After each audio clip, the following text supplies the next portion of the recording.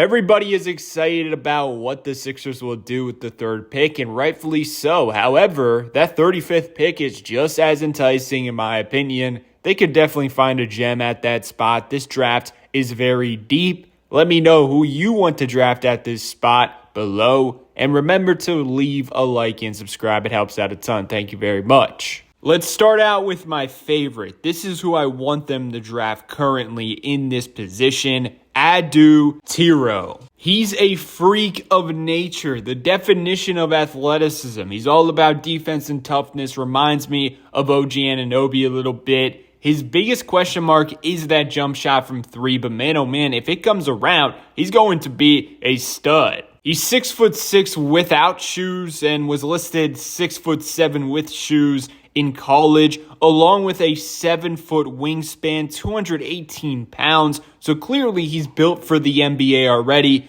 If the Sixers want to get quicker, bigger, faster, and stronger, he's a guy to look at. Seriously was the most athletic guy on the court most of the time in college. Along with that, he has a crazy motor, nonstop hustle from him, and his quickness at that size just doesn't come around very often, in my opinion. He's also known as a hard worker, only 21 years old. Buy into his stock now. Mocks have him slotted to be picked between 25 to 40, so hopefully he's still on the board for the Sixers. I've seen a lot of mock drafts have Drake Powell in the 30 to 35 range, some even having the Sixers taking him. Honestly, this might be my second favorite player at this spot. He has extremely long arms. Like, just looking at him maneuver defensively, he reminds me of Herb Jones. He has a very high motor as a defender, thrives off the ball, on the ball, and as a secondary rim protector. I really enjoy his buy-in on the defensive side of the floor. He was constantly matched up against one of the opposing team's best players. He's a high IQ defender, knows how to rotate, and knows how to avoid fouls. He might be ready day one in the NBA because of his defense. And the icing on the cake is he has some things to work with offensively. He can get downhill off the dribble and finish in a variety of ways. He showed the ability to be a strong catch-and-shoot option from three. Now, I will say he does have a very slow release, so that could hold him back at the next level. He's listed at 6'5" without shoes, as you know, probably 6'6" with shoes. And he has a 7-foot wingspan. He has a winner's mindset with supreme athleticism and will buy in defensively from day one. That's probably my favorite thing about him. I'm moving over to a writer's opinion. Kai Carlin had this as an option, and personally, I enjoy his game as well. He goes by the name of Cedric Coward. They have him listed at the shooting guard position on NBA.com. For that position, he is the longest wingspan in the draft class, 7'2". He's 6'5" without shoes, most likely 6'6" with shoes. I see him more as a 3 at the next level, to be honest. Now, he only played 6 games due to a shoulder injury. Now, the reason I'm invested in him is because of his story. He started out his college career playing Division III basketball. Now, all of a sudden, he's skyrocketing up NBA draft boards a few years later. Clearly, he's gifted and has a great work ethic. You don't take that jump without it. He seems like a do-it-all player to me and has the athleticism to produce on both ends of the floor. In mock drafts, I've seen him around the 20 to 40 range. Through the draft season, it seems like he's getting more and more hype. Supposedly, he had a very impressive pro day a week ago, and I'm sure teams are falling in love with his wingspan. Going back to one of my personal favorites, Brea,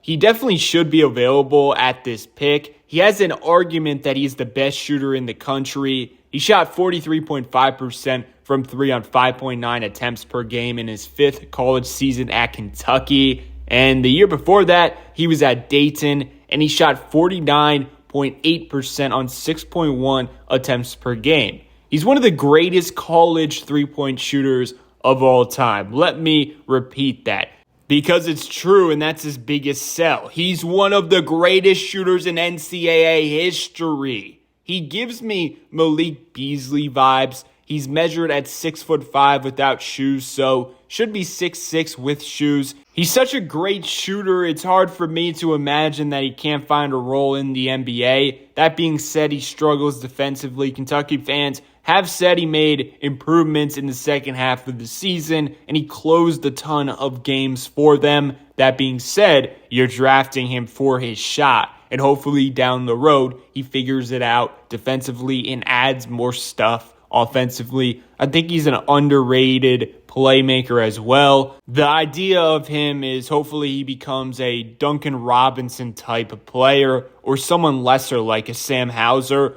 or maybe like a Buddy Hield. Those types of players I envision him being. But I definitely see his three-point shot being very valuable over the course of a regular season. I've seen multiple writers and articles have the Sixers selecting Ryan Kalkbrenner. First off, this dude is a huge human being. With the question of Joel Embiid's health, they certainly need depth at the center position, but also they must think long-term, a replacement eventually if all goes wrong with Embiid. So I don't mind taking a center at this spot. He's one of the best defensive anchors in the draft class, won Big East Defensive Player of the Year. He has a 7'6" wingspan as a 7-footer. The only player in the draft with a longer one is Molly Watch from Duke. He also has shown the ability to stretch the floor at that size, not afraid to pick and pop and let it fly from deep. He also has impressive handle and footwork when he catches close to the rim. Very good touch around there as well for his size. He's skilled, smart, and understands his role. If he's available, he could be a home run pick for the Sixers. And he brings a different dynamic than Adem Bona.